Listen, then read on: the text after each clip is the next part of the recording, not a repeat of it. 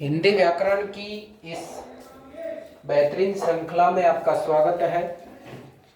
हम जो हिंदी व्याकरण विषय पढ़ रहे हैं, इसकी जो आधारशिला है वर्ण विचार। क्या है? वर्ण विचार।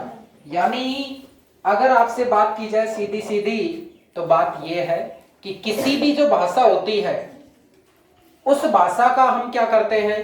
प्रयोग करते हैं। किसी भी भाषा का क्या करते हैं? हम प्रयोग करते हैं। और उस भाषा का प्रयोग हम किस में करते हैं? हमारे जो विचार हैं, हमारे अंदर के जो भाव हैं, उन भावों को हम किसी दूसरे व्यक्ति तक पहुंचाने के लिए किसका प्रयोग करते हैं? भाषा का। बात समझ में आई? भाषा क्या होती है? अंग्रेजी भी भाषा है, संस्कृत भी भाषा है, हिंदी भी भाषा है, इस तरह बहुत सारी भाषाएं हैं। लेकिन अपने विचार जो हैं उनको दूसरे से कहते हैं, तो कहने का जो माध्यम है वो क्या कहलाती है? भाषा। और अगर कह तो दिया, लेकिन उसको अगर स्थायी बनाना हो, पुस्तक में लिखना हो, तो उसके लिए इन ध्वनि के प्रतीक चिन्हों की आवश्यकता होती है। जैसे आप बहुत सारे चिन्ह ऐसे भी, बहुत सारी ध्वनियां ऐसी हैं जिनका कोई लिखित उच्चारण नहीं होता। जैसे आप जब कोई गाय भैंस आती है तो उसको हटाने के लिए क्या करते हो? बोलो। करते हैं। लिखोगे कैसे? लिख के बताओ। लिख सकते हैं क्या? इस तरह बहुत सारी ध्वनियां ऐसी हैं जिनको हम लिख नहीं सकते, लेकिन वे ध्वनियां जिनको हम प्रतीक चिन्हों के माध्यम से क्या कर सकते हैं? लिख सकते हैं। जिनको हम लिख सकते हैं वे क्या कहलाते हैं? अब वर्णों के कितने प्रकार हैं? दो। सबसे पहली बात दोबारा बता देता हूं कि वर्ण किसे कहते हैं। वर्ण किसे कहते हैं? तो दोबारा बोल रहा हूं कि भाषा के वे प्रतीक चिन्ह, ये सारे क्या हैं? चिन्ह। तो वे प्रतीक चिन्ह जिनको हम क्या कर सके? लिख सके। क्या कर सके? लिख सके। तो किसी भी भाषा की सबसे छोटी से छोटी इकाई क्या कहलाती है? वर्ण। जिसके और टुकड़े नहीं किए जा सकते क्या कहलाएगा? वर्ण। अब वर्ण दो प्रकार के होते हैं, एक तो स्वर और एक व्यंजन। स्वर और व्यंजन की भी परिभाषा है। स्वर क्या होते हैं? जिनका हम स्वतंत्र रूप से उच्चारण कर सकते हैं, क्या कहलाते हैं? स्वर। और व्यंजन जिनका हम स्वतंत्र रूप से उच्चारण नहीं कर सकते, जिनके उच्चारण में हमें स्वरों की आवश्यकता होती है, वे क्या कहलाते हैं? व्यंजन कहलाते हैं। सारे व्यंजन जो भी है ना, वो व्यंजनों को क्या भी कहते हैं भाई? हल भी कहते हैं। वो हल क्यों कहते हैं? क्योंकि हल प्रत्याहार के वर्ण है और इनको हल बनाने के लिए सबके नीचे हलंत का चिन्ह लगाना पड़ेगा। अब ये क्या हो जाएंगे? आधे। क्योंकि अब से पहले इनमें पीछे जो स्वर लगा हुआ था वो कौन सा स्वर था? ए। कौन सा स्वर था? अब ये सारे के सारे स्वर क्या हो गए? सॉरी, ये सारे के सारे व्यंजन आधे हो गए, यानी इनमें से स्वर क्या कर दिया हमने? हटा दिया। अब इनमें जो मात्रा लगाएंगे वो आराम से लग जाएगी। चाहे ए की लगाओ, चाहे आ की लगाओ, चाहे ई की लगाओ, किसी भी प्रकार की मात्रा का हम इसके ऊपर अब प्रयोग कर सकते हैं। यानी ये जो चिन्ह होता है इसको हलंत चिन्ह कहते हैं। कौन सा चिन्ह कहते हैं? हलंत। हलंत चिन्ह कहते हैं। अब ध्यान से सुनना कि स्वर क्या थे जिनका हम स्वतंत्र रूप से उच्चारण कर सकते हैं, किसी दूसरे वर्ण की कोई आवश्यकता नहीं होती।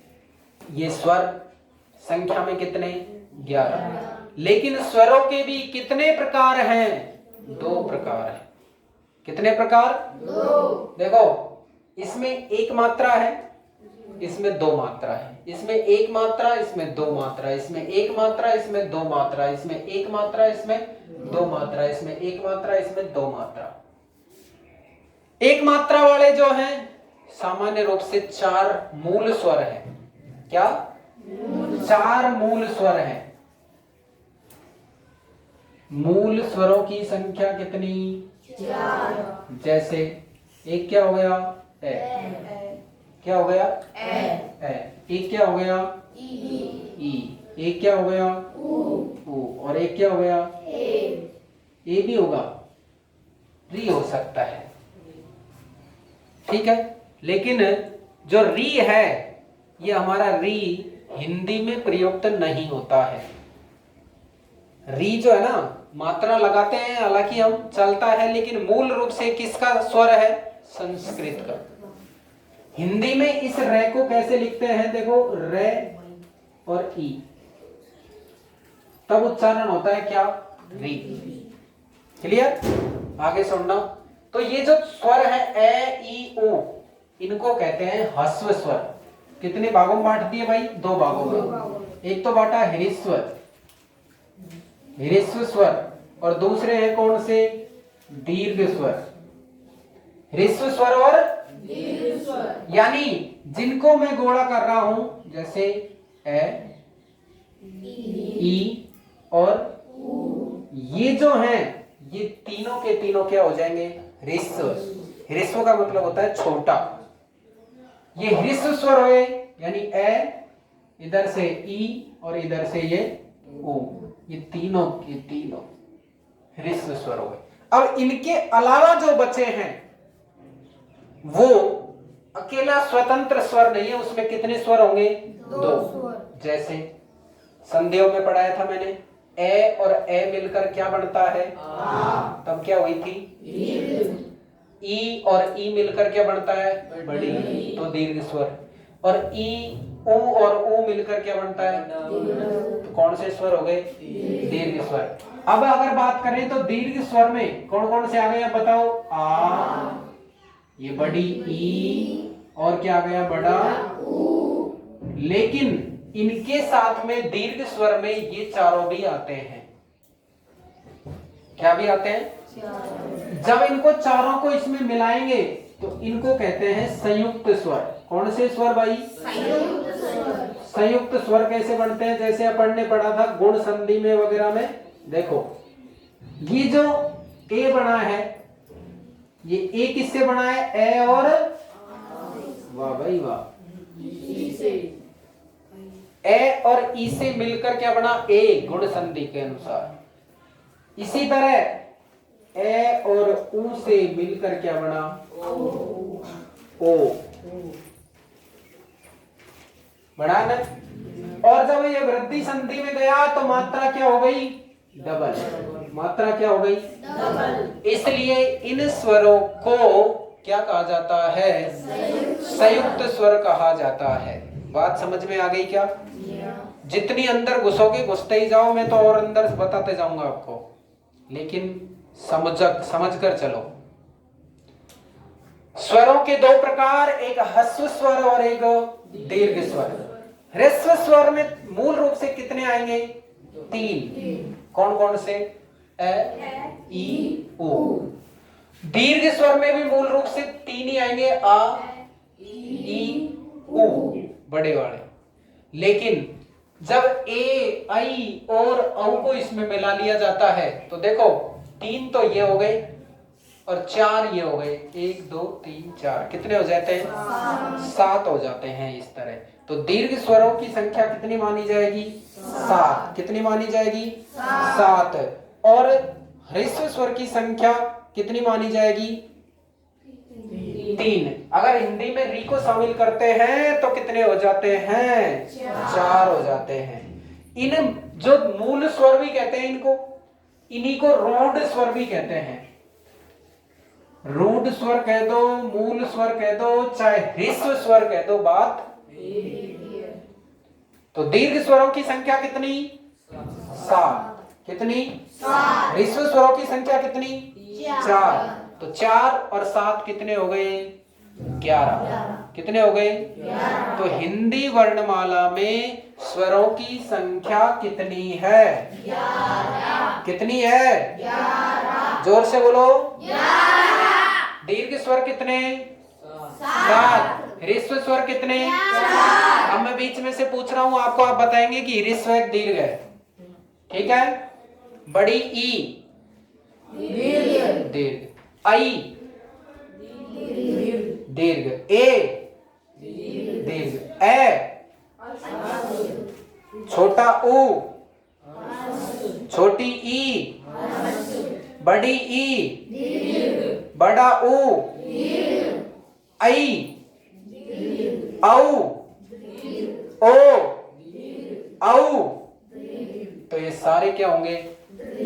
यानी 4 मूल रूप से छोड़ने हैं, ए, ई, ऊ, री। इनको छोड़कर सभी क्या हो जाएंगे? दीर्घ स्वर हो जाएंगे।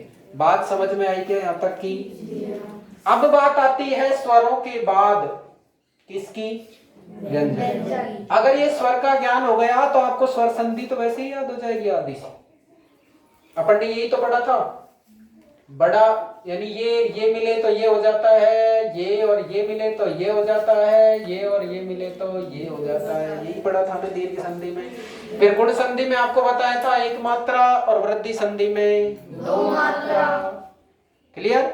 अब व्यंजन की बात करते हैं, ध्यान से सुनना। व्यंजन को हल या हलंत भी कहते हैं।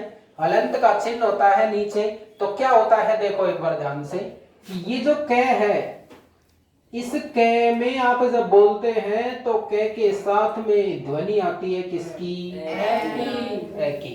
अब इन सब में से ए को हटा दिया तो ये क्या रह जाते हैं? आधे। व्यंजन संधि में पढ़ा था अपन ने, मात्रा हटाई थी को, जैसे यण संधि में भी हटाई थी। देखो जैसे प्रति प्लस 1, अब प्रति में किसकी मात्रा लग रही है? ई की। ई की मात्रा यहां से हटाई, ई का क्या कर दिया? ये प्रे ते आधा रह गया, ई का क्या किया था? ये, और एक ही ऊपर मात्रा लगाई क्या बना दिया? प्रत्येक। बोलो बात समझ में आई क्या? तो इन जो व्यंजन वर्ण थे हमारे, इनमें मात्रा छिपी होती है किसकी? ए की। यानी एक बात समझना, आपने मैथ पढ़ी होगी, ध्यान से समझना, कि जैसे 5 है, क्या है? 5। क्या इसके नीचे भी कोई है? नहीं है। 5 के नीचे चाहे कोई भी संख्या हो, उसके नीचे प्रत्येक बार हमेशा क्या होता है? 1 होता है। अगर 1 होगा तो भी वो 5 रहेगा, और 1 नहीं होगा तो भी 5 रहेगा। कोई भी संख्या हो उसके नीचे 1 हम लगा सकते हैं। बात समझ में आ गई क्या? 1 का भाग 5 में देंगे तब भी आंसर 5 ही आना है। इस प्रकार जो हमारा व्यंजन होता है उसमें अगर आपको कोई भी मात्रा नहीं दिखे तो ये ध्यान रखना उसमें किसकी मात्रा है? ए की मात्रा है। समझ गए क्या? अगर कोई वर्ण में कोई मात्रा नहीं दिखती है आपको तो ये समझ लीजिए उसमें किसकी मात्रा है? ए की मात्रा है। इसके अलावा, ए के अलावा सारे स्वरों की कोई न कोई मात्रा होगी। जैसे देखो आ की मात्रा आप लगाते हैं, ये लगाते हैं नहीं लगाते? इस तरह छोटी की मात्रा लगाते हैं, ये बड़ी की मात्रा लगाते हैं, ये छोटा ऊ की मात्रा लगाते हैं, ये बड़ा ऊ की मात्रा, ये री की मात्रा नीचे लगाते हैं, जैसे कृपया लिखते हैं अपन। ए की मात्रा में 1 डंडा लगाते हैं, आई की मात्रा में 2 डंडे लगाते हैं, ओ की मात्रा में 1 डंडा और नीचे है, और औ की मात्रा में डबल मात्रा हो रहा है। यही होती है ना? यानी एकमात्र स्वर कौन सा है जिसकी मात्रा होती नहीं है? ए। लेकिन ये ध्यान रख लेना, जो वर्ण होता है उसमें अगर हमें मात्रा नहीं दिखाई दे तो निश्चित रूप से उसमें क्या छुपा है? ए छिपा है। समझ गए क्या? तभी तो अपन ने जैसे देखो रमा प्लस ई से लिखा, तो अपन को क्या दिख रहा है इसमें? रमेश दिख रहा है। क्यों दिख रहा है रमेश? क्योंकि आ का और ई का मेल करके क्या कर दिया था हमने? ए कर दिया था। क्या कर दिया था? इसमें तो हमें मात्रा दिखाई दे रही है। दे रही है कि नहीं दे रही है? वैसे ही देखो आगे दीर्घ संधि में अपन ने पढ़ा था कि ए के बाद कोई भी आ जाए, जैसे ए आ जाए चाहे आ जाए, तो उसको अपन क्या कर देते हैं? आ कर देते हैं। पढ़ा था ना? तो ए अपन को दिखाई थोड़ी देता है। कोई भी जो वर्ण होगा उसमें अगर कोई मात्रा नहीं है तो ये समझ लेंगे कि उसमें क्या लगा है पीछे। बोलो बात समझ में आ गई क्या? बोलो वंशी वारे की देखो आगे। अब अपन बात कर रहे थे व्यंजनों की। हिंदी वर्णमाला में व्यंजनों की संख्या 20 है या 22 है? बोलो जल्दी। हिंदी वर्णमाला में वर्णों की संख्या कितनी है? 44। हिंदी वर्णमाला में व्यंजनों की संख्या कितनी है? 30 या 33? 22 थोड़ी है। 20 भी तो बोलना चाहिए था ना आपको। हिंदी वर्णमाला में व्यंजनों की संख्या 25 नहीं, कितनी है? 23। लेकिन इनको विभाजित किया हुआ है कैसे? लेकर मैं तक के जो वर्ण है उनको स्पर्शी वर्ण कहते हैं। यानी हमारी जीभ जो है, जो हमारी स्वर यंत्रियां हैं, कंठ, तालु, मूर्धा, दंता, ओष्ठ और नासिका, उनको स्पर्श करती है जब भी वे ध्वनियां हमारे अंदर से बाहर निकलती हैं। जैसे आप इस वाली लाइन को बोलोगे तो यहां से अंदर से आवाज निकलेगी का, ख, यहां से जीभ पीछे जाएगी वापस का, ख, ग, घ, ण जा रही है पीछे। तो ये जो सारे के सारे 500 वर्ण हैं, इन वर्णों को कंठ वर्ण कहते हैं। कौन से वर्ण? अब सुनो ध्यान से।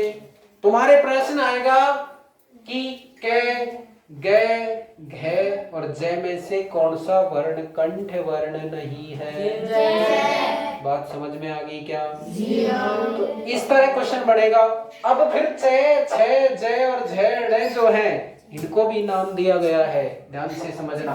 जैसे ऊपर वाली लाइन जो हमारी है के वाली को क्या नाम दिया है? बोलो क्या नाम दिया? यानी इनका उच्चारण कहां से होता है? कंठ से। छ, ज, झ, ण इनका उच्चारण कहां से होता है? तालु से। कहां से होता है? तालु से। तालु का मतलब ताड़वो है भी ना, ताड़वो। अब बोल के देखो छ, ज, झ, न। तो ऊपर जो हमारा ये जबड़े का ऊपर वाला भाग है इसको जीभ छूती है। छूती है कि नहीं छूती? जो बोल के देखो छ, ज, झ। अब ऐसे अगर इनमें से कोई भी वर्ण को बोल दोगे कि जीभ ऊपर नहीं जाए तो बोल के बता दो। आप देखें, बोल ही नहीं सकते। बात समझ में आ गई क्या? तो उसको तालु कहते हैं। उसके बाद में देखना और सुनो, जस्ट ऊपर वाले दांत है ना उसके सामने भिड़ेगी अब जीभ। देखो ट, ठ, ड, ढ,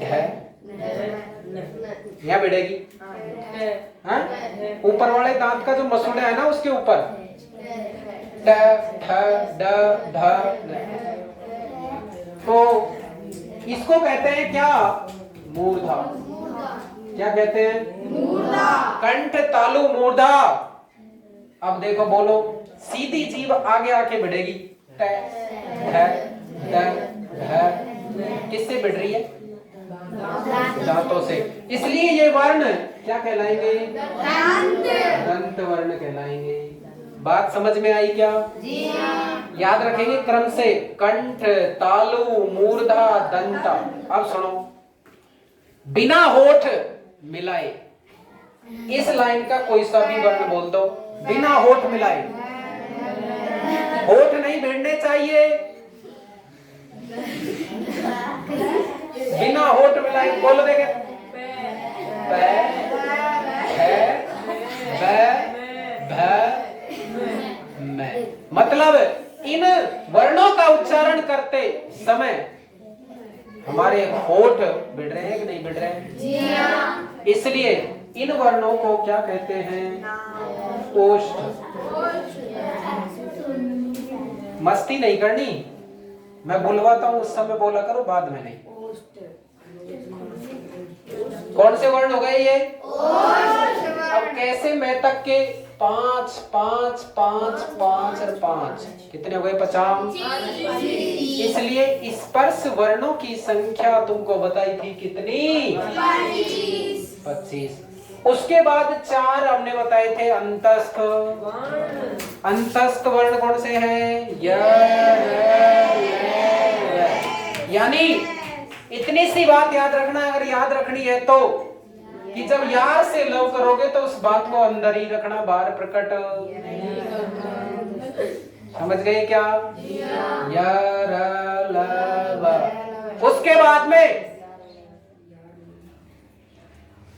इन वर्णों का जब उच्चारण करोगे तो हमारी जो वाक्य यंत्रियां हैं उनसे घर्षण करके जब आवाज बाहर आएगी तो वो गर्म हो जाती है। इसलिए इन वर्णों को क्या कहते हैं? उष्ण वर्ण कहते हैं। स, स, स है। सबसे बड़ी बात यह है कि ये जो नीचे वाले वर्ण हैं ये किससे बोले जाएंगे? कंठ से, तालु से, मूर्धा से, दंता से, ओठ से। बात समझ में आ रही है? ध्यान से सुनना। इसका एक सूत्र है, उसको बोलोगे मेरे साथ। क्या बोलोगे? अकुह विसर्जयानाम।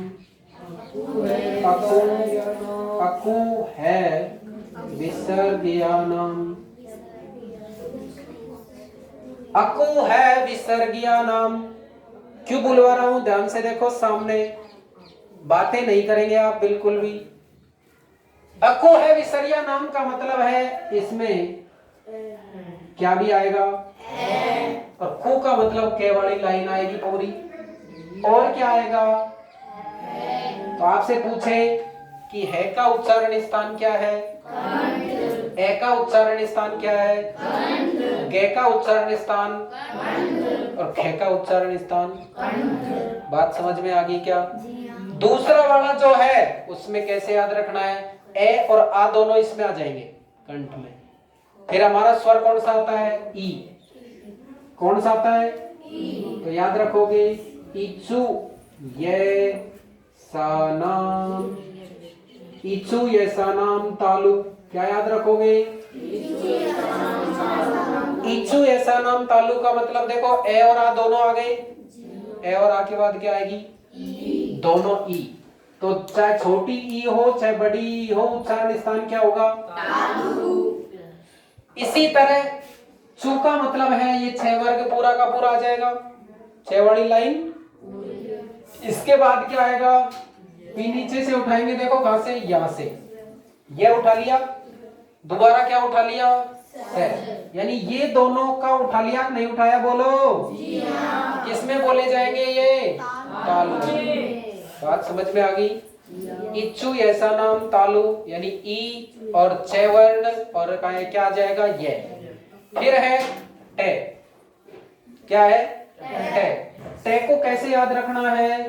देखो ऐसे याद रखना है, री टू रे साणम। री टू रे साणम। री टू रे साणम। आ गया क्या? देखो देखे बातें नहीं। रीटू रेसा नाम का मतलब है कि इसमें कौन सा स्वर आएगा? री आएगा। बीच में क्या छोड़ दिए? ऊ।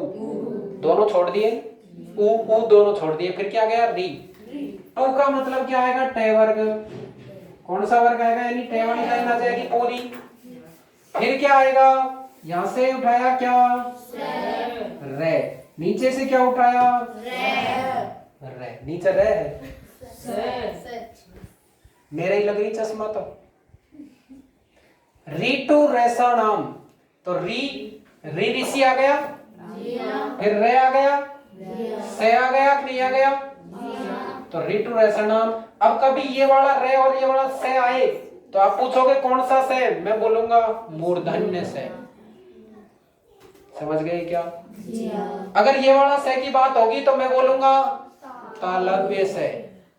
और आगे बात देखिएगा, ये जो है इसमें आता है ऋतु लेसानाम। री तू ले सा नाम, ऋतु लेसानाम।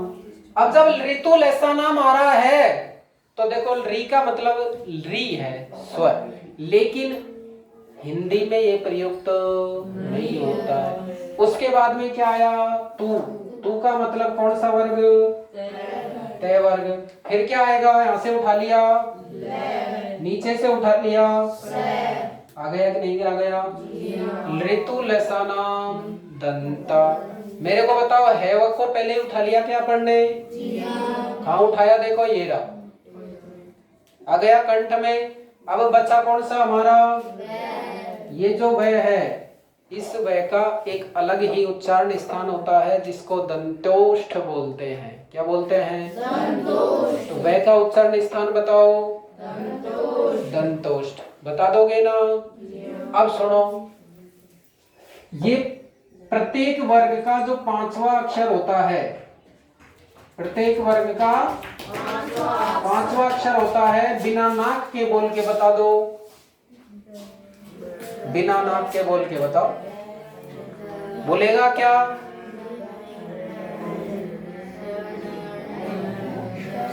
नाक से आवाज आएगी?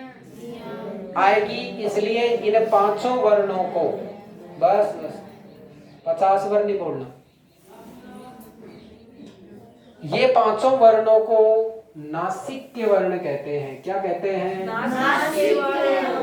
नासिक्य वर्ण, यानी आवाज किससे आ रही है? नाक से। इसलिए ये वर्ण क्या कहलाते हैं? नासिक्य वर्ण। बोलो समझ में आई क्या? इधर देखो एक बार दोबारा, बीच में दो स्वर छोड़ दिए थे, कौन कौन से छोड़े थे? ऊ। तो देखो इसमें कैसे आएगा? ऊपर, ऊ ऊ आ गया दोनों, और पे वर्ग आ गया।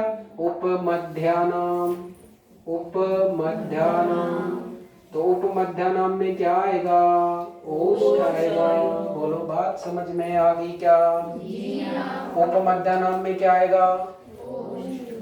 25 वर्ण आपने ये पढ़े, 25 और 4 29 और 4 33 के बाद ये 4 वर्ण जो हैं इनको आप क्या कहते हैं?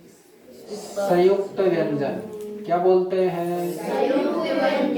संयुक्त व्यंजन। देखो ध्यान से, संयुक्त व्यंजन का मतलब है जिस तरह यहां से दो स्वर मिलाए ए और ई से, तो दो स्वर मिलकर क्या कहलाए? तो व्यंजन भी कितने होंगे? 2। कितने होंगे? 2।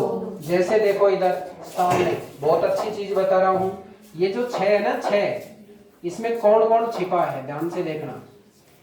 जैसे आप क्या लिखते हो? लिखते हो ना, और बोलते क्या हो? देखे,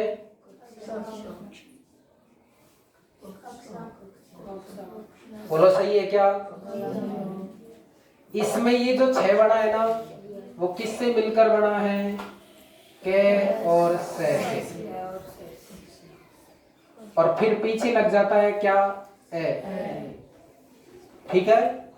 इधर देखो फिर त्रे, त्रे जो बना है वो किससे मिलकर बना है? ते और रे से। क्लियर? इसी तरह जो ये गे बना है, ये किससे बना है? यहां से समझ लो ये गे, ये बनेगा, एक तो इसको उठाएंगे और एक इसको उठाएंगे।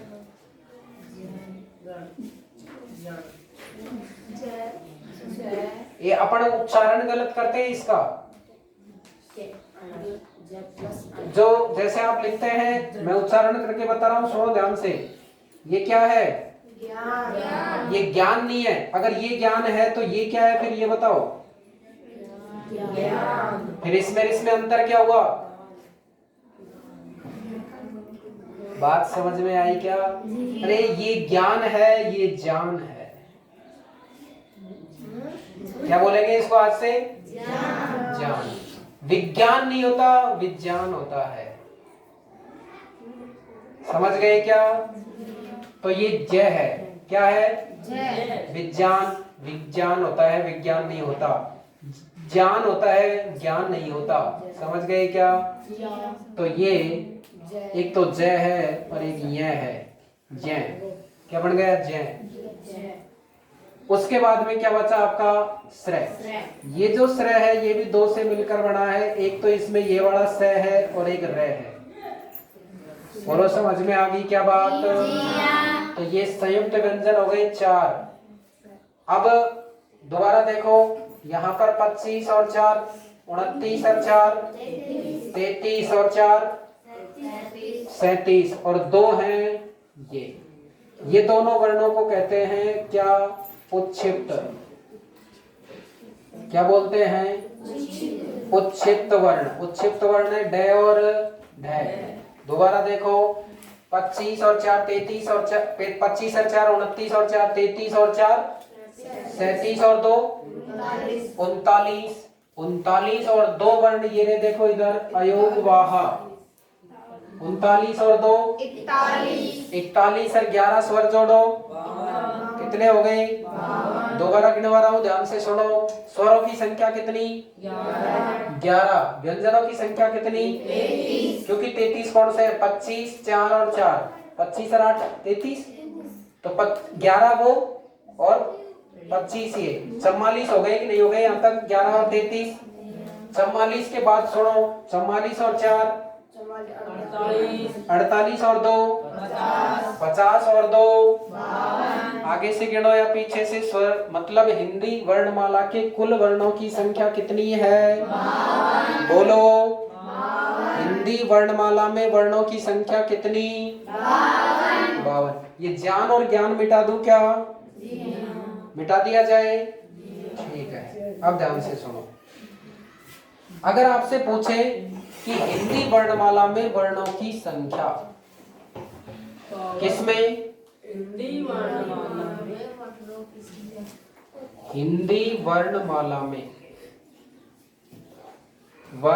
में वर्णों की संख्या कितनी है भाई? हिंदी वर्णमाला में वर्णों की संख्या है 44। ठीक है। आपने हिंदी बाल पोथी पढ़ी है क्या? है किसी के पास? लेके आ सकते हैं? लेके आओ। हिंदी बाल पोथी। हिंदी बाल पोथी में वर्णों की संख्या कितनी है? एक प्रश्न ये बढ़ेगा। दूसरा प्रश्न ये है कि देवनागरी जो लिपि है, अपनी लिपि है ना, ये लिखा है पढ़ने, ये कौन सी लिपि है? ये देव कौन सी? बोलो जोर से। देवनागरी लिपि। तो देवनागरी लिपि में वर्णों की संख्या कितनी है? तो ये जो मैंने आपको लास्ट में गिनाए हैं, कितने? 52। कितने गिनाए? 52। तो अब बता सकते हैं आप कि देवनागरी लिपि में वर्णों की संख्या कितनी? 52। कितनी बोलो? 52। और हिंदी वर्णमाला में वर्णों की संख्या 44। कितनी? 44। अब ये क्या है? हिंदी बाल पोथी। इसमें वर्णों की संख्या गिन ले अपन। गिनो। 1 2 3 4 5 6 7 8 9 10 11 12 13 14 15 16 17 18 19 20 21 22 23 24 25 26 27 28 29 30 31 32 33 34 35 36 37 38 39 40 41 42 43 44 45 46 47 48 49। पूछा क्या है प्रश्न? हिंदी बाल पोथी में वर्णों की संख्या 49। कितनी है? 49। ध्यान से सुनो, यहाँ क्या पढ़ रहे थे अपन? वर्ण। वर्णों की माला क्या कहलाएगी? वर्णमाला में कितने स्वर बताए? 11। व्यंजन कितने बताए?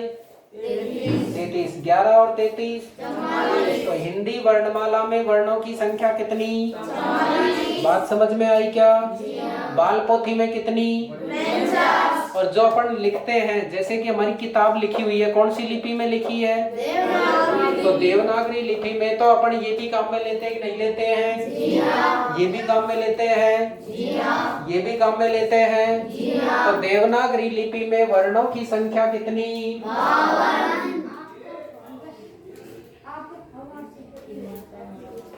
बात समझ में आ गई क्या? कंठस्थ स्पर्श वर्णों की संख्या कितनी? 25। अंतस्थ वर्णों की संख्या कितनी? ऊष्म वर्णों की संख्या? संयुक्त वर्ण कितने? उच्छिष्ट वर्ण कितने? उच्छिष्ट वर्ण कौन कौन से हैं? ड और अयोगवाह वर्ण कितने? 2। अब आपसे पूछे कि कंठ वर्ण कौन कौन से हैं, तो आप इतना सा सूत्र याद रख सकते हैं। अकु है विसर्गीय नाम कंठ। देखो, विसर्ग का मतलब है जो दो बिंदी आप लगाते हैं ना, उसका उच्चारण स्थान भी क्या आएगा? कंठ। इचु ऐसा नाम तालु, ऋतु ऐसा नाम मूर्धा, ऋतु ऐसा नाम दंता, उपमध्या नाम। इस तरह आप उच्चारण स्थान भी बता सकते हैं। अब बताओ, हिंदी वर्णमाला में मात्राओं की संख्या कितनी है? 11 है। कितनी है? 11 या 10? कितनी है? 10। गिन के बताओ। 11 देखा, यहाँ से ही शुरू किया ना? 1 2 3 4 5 6 7 8 9 10। 11वीं कहाँ गई? एक है कौन? तो मैंने यही तो पूछी कि हिंदी वर्णमाला में मात्राओं की, स्वरों की मात्राओं की संख्या कितनी है? 10। तो आपको 10 ही आंसर देना था। 11 आपका आंसर गलत होगा कि नहीं होगा? पक्का? अब एक बात और समझ लो, ध्यान से समझना। इधर अगर अपन इन दोनों वर्णों को शामिल नहीं करें तो वर्ण कितने रह जाते हैं? 50। और इनके अलावा इनको भी शामिल नहीं करें तो कितने रह जाते हैं? 48। तो आपसे पूछे कि मानक हिंदी वर्णमाला में या मानक हिंदी में वर्णों की संख्या कितनी है, तो आंसर होगा 48। 48 का मतलब 48। यानी हिंदी वर्णमाला में मानक वर्णों की संख्या कितनी है? 48। बाल पोथी में कितने थे? 49। हिंदी वर्णमाला में कितने थे? 44। कितने थे? 44। देवनागरी लिपि में कितने? 5। स्वरों की संख्या कितनी? 11। व्यंजनों की संख्या कितनी? 33। ऊष्म वर्ण कितने हैं? 4। अंतस्थ वर्ण भी कितने? 4। संयुक्त वर्ण भी कितने? 4। उच्छिष्ट वर्ण कितने? 2। अयोगवाह कितने? 2। अयोगवाह वर्ण कौन कौन से हैं? अ और अह। उच्छिष्ट वर्ण कौन से? ड और ढ, जिनके नीचे बिंदी लगी होती है। इस बिंदी को नुक्ता चिन्ह भी कहते हैं। क्या कहते हैं? नुक्ता चिन्ह भी। संयुक्त वर्ण कितने हैं? 4। बोलो कौन कौन से? 6 का मतलब ये है क्या? नहीं है। 6 नहीं है, वो 6 है। क्षत्रिय। समझ गए क्या? इसकी अगली वार्ता अपनी अगली क्लास में होगी। ये बात आपको अच्छी तरीके से समझ में आ गई होगी। अब से पहले आप इनको नहीं जानते थे। जानते थे क्या? नहीं जानते थे। तो आगे भी आप इसी तरह की हमारी कक्षाएं क्या करते रहेंगे? देखते